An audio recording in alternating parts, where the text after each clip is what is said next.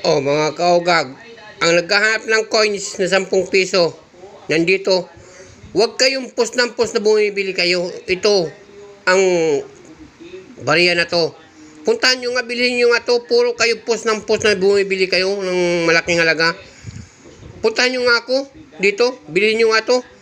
Puro kayo mapapansin, viewers lang kayo ng malaki.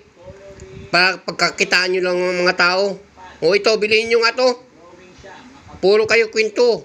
Puro kayo kwento ng mga ano kayo, bumibili kayo ng ganito. O ito, bilhin nyo nga to. Pag mabili mo to, sampalin mo pa akong 4 na bisis. Pag binili mo to. Grabe kayong mga kwento kayong, puro lang kayong kwento. O ito, siyang bibili nito. Libre sampal pa sa akin. Puro kayo kwento.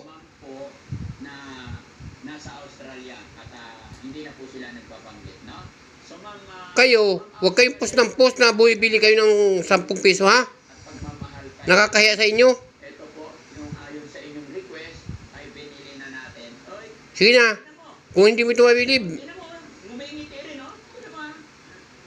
bangungutin ka na sana.